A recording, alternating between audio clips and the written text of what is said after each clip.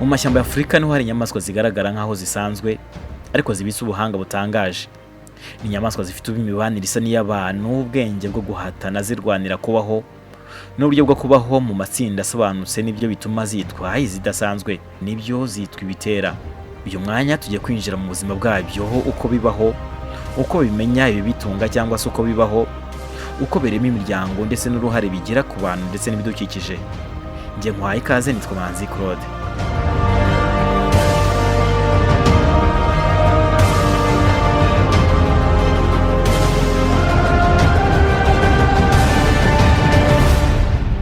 Ibitera ni inyamaswa z'ibisabano bibarizwa mu bwoko bwitwa papiyo. Kuri ubu hakaba haboneka amoko yabyo asaga 6 kandi yose akaba akunze kuboneka ku mugabane wa Afurika, cyane cyane mu burasirazuba bwa Afurika, ari naho u Rwanda ruboneka. Muri byo hari ibyitwa yellow baboon, olive baboons, chacma baboons, guinea baboon ndetse n'ibyitwa hamadryas baboon.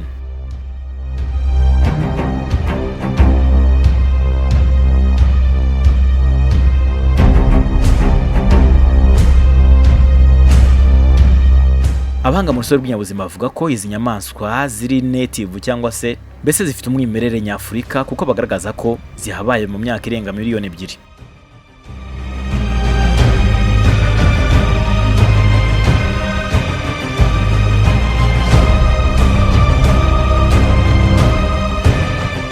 Nubwo amoko atandukanye, byose bihuriye ku bintu bibiri: ubwenge buhanitse n'ubuzima bushingiye ku matsinda manini. Ibitera bigira umubiri ukomeye, amenyo akomeye n'amataka afite ibara ryihariye bitewe n'ubwoko. Uburyo bigenza amaboko n'amaguru bituma bigira imbaraga zidasanzwe, yaba mu kwiruka mu bishanga no mu mashyamba mu buryo budasanzwe. Ubwenge bw'ibitera ni kimwe mu biranga izi nyamaswa cyane.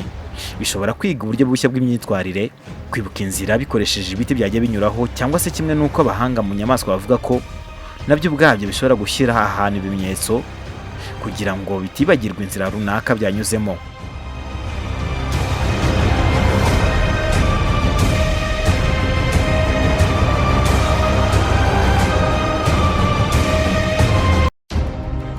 Izi nyamaswa zifite ubushobozi bwo gufungura ibintu bikomeye, amadirishya, imifuka ndetse rimwe na rimwe amapine y'imodoka.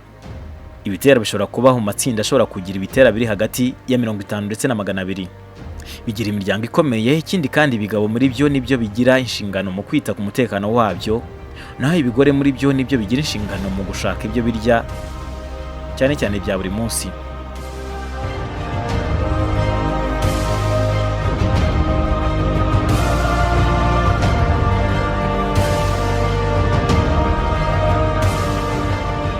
Imibanire y'ibitera ni ingenzi cyane. Umwanya munini bishobora kuwukoresha bitorana udukoko mu bwoya bwabyo, gukina, kurera abana ndetse no gukurikiza amategeko y'umuryango bitewe n'ubwoko bwabyo. Uburyo bikina n'abana bibigisha kwitoza gufata ibyo birya, cyangwa se no kwitoza kurira ibiti ndetse n'ibindi. Iyi ni intangiriro y'ubuzima bwabyo. Ibigabo bikuru muri byo bikunda guhangana bishaka umwanya wo kuyobora itsinda ryabyo. Gusa abahanga babikoze ubushakashatsi bagaragaza ko imirwano yabyo iba gake cyane.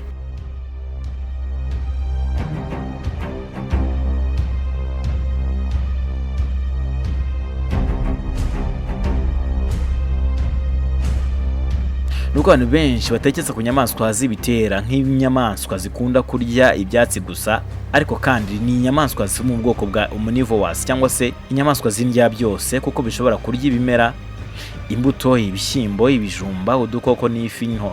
Ibi bituma bishobora kubaho ahantu hatandukanye cyane.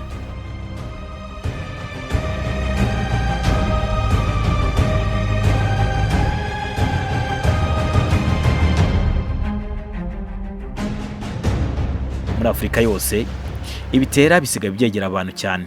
Uko amashyamba agenda acika niko birushaho gushaka ibiryo mu busitani, mu mirima cyangwa se no mu ngo. Ibi bitera amakimbirane menshi cyaba mu bantu ndetse n'izi nyamaswa.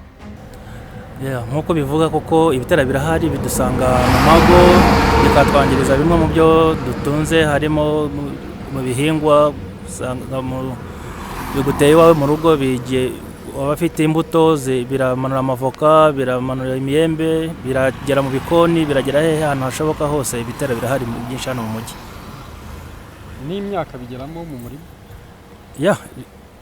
ngira ngo ntiharasha n'iminsi n'ibiri mbibonye iwanjye, ngira ngo nagiye mbyereka abantu ko hari aho byanyoneye, birona rero birona kandi birangiza cyane. nk'aha ngaha dushobora kubisanga ari byinshi muri uyu murima cyane. Yewe ubwanjye ku cyumweru mu gitondo nirukankanye ibirenga nka 35. Uyu murima ni uwawe? Umurima ni uwanjye. mu maduka naho byinjiramo?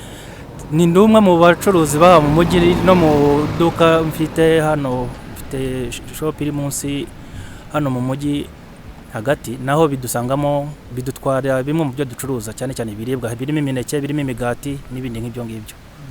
So tubona ari ibintu bitubangamiye, rero niyo mpamvu dusaba inzego zibishinzwe kugira ngo zidufashe turebe ko iki kibazo cyakemuka, kuko biraduhombya kandi bigaragara nabi.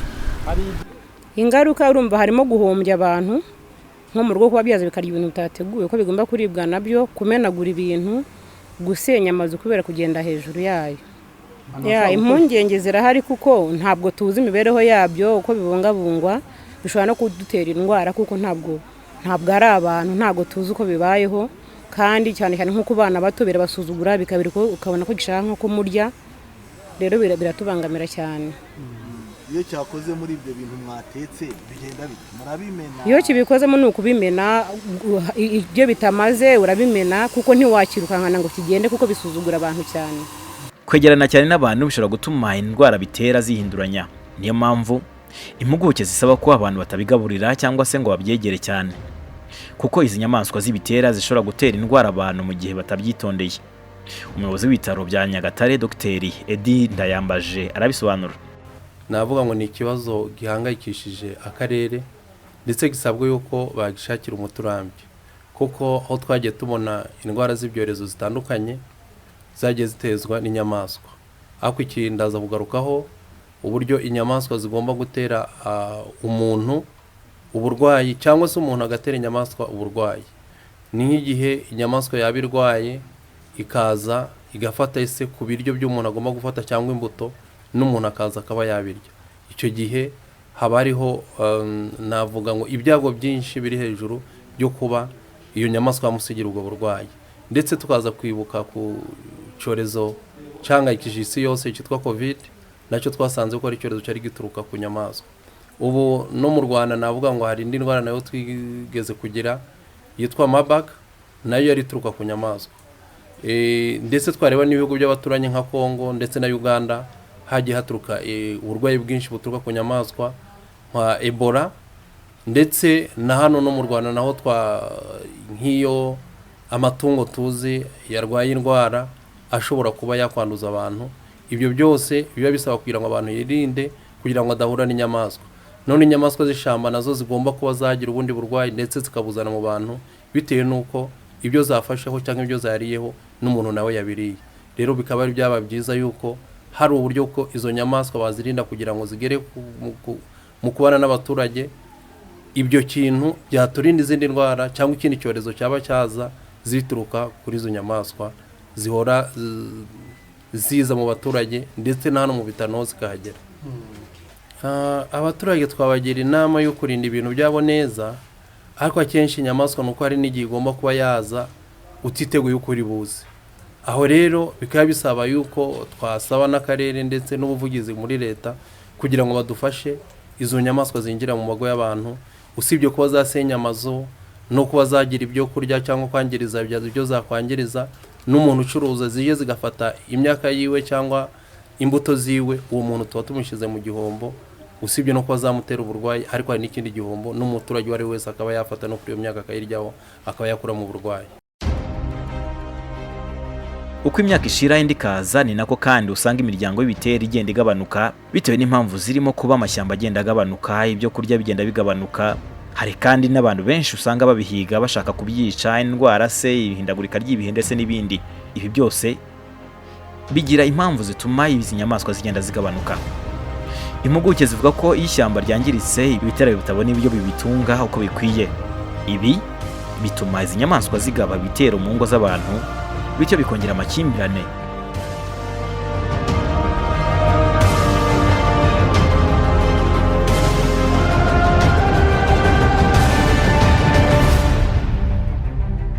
Ibitera si inyamaswa zisanzwe.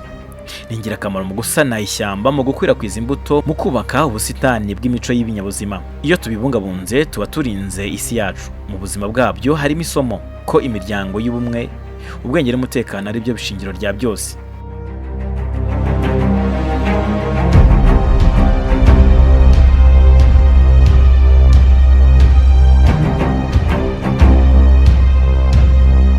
Ibitera ashobora kubaho mu myaka igera kuri 45. Ibi ni bya bindi byorowe, ariko ibyo mu gasozi bishobora kubaho hagati y'imyaka 20 ndetse na 30. Ibigore byabyo bibyara nyuma y'amezi 6 kandi bibyara umwana umwe. Nyina yonsa umwana wacyo mu gihe cy'umwaka umwe, gusa kigakomeza kwitabwaho na nyina kugera ku myaka 5. Iyo kigejeje iyo myaka gihita gitandukana na nyina, hanyuma hagati y'imyaka 5 ndetse n'8 gishobora kuba cyabyara cyangwa se kikimya yari ikigore cyangwa ikigabo.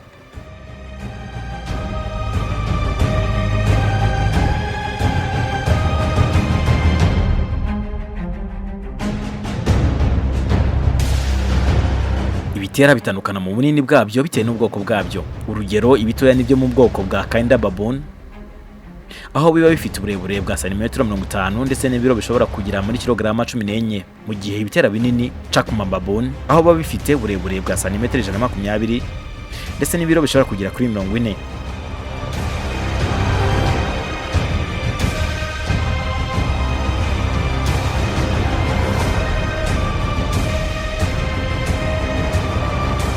Mu kugana ku musozo, twese hamwe ni byiza ko turengera urusobe rw'inyabuzima harimo n'izi nyamaswa z'ibitera, ariko kandi abahanga muri byo batugira inama ko mu gihe biri mu ngo zacu tutagomba kubigaburira, kubyegera cyangwa se kuko bishobora kutwanduza indwara, ndetse kandi mu bindi bavuga ko hakwiye kurengerwa amashyamba mu rwego rwo kudasenya indiri zabyo ikaba intandaro yo kujya mu baturage.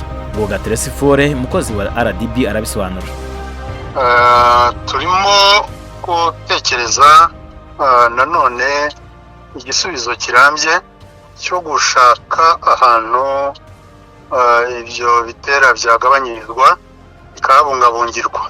Ubu rero ni umushinga ukirimo kunozwa wo kureba uburyo iryo shyamba ryo ku Muvumba yakwifashishwa mu kugira ngo zimwe mu nyamaswa nk'izo zizerera harimo n'izangiriza abaturage zibe zahagabanyirizwa, zikahabungabungirwa, zikaba zanabyazwa umusaruro ku bundi buryo, kandi n'ibyo zangizaga ntizibe zikibyangiza. Hazaba harimo ibikorwa binyuranye, ariko birimo no kuba habungabungirwa hamwe mu moko y'inyamaswa. Ni umushinga ukirimo kunozwa, ntabwo urarangira, ariko icyo ndavuga ni uko utanga igisubizo kirambye ugereranyije n'ibindi birimo kugenda byifashishwa. Ikindi nagira ngo mvuge wenda mu gusoza nuko abaturage bamenya yuko hari uburyo leta yashyizeho bwo kuriha ibyabo byangijwe n'inyamaswa z'agasozi. Ibyangijwe n'ibitera rero nabyo birimo byishyurirwa n'ikigega cyihariye cy'ingoboka, Special Guarantee Fund. Ugize ikibazo ashobora kwegera ubuyobozi bw'akagari cyangwa bw'umurenge bukamufasha uburyo yakurikirana indishyi muri icyo kigega. Ubutumwa, ibitera kimwe n'ibindi binyabuzima ni ibinyabuzima bikeneye kubaho. Ntabwo ari byiza kugihohotera aho umuntu akibonye.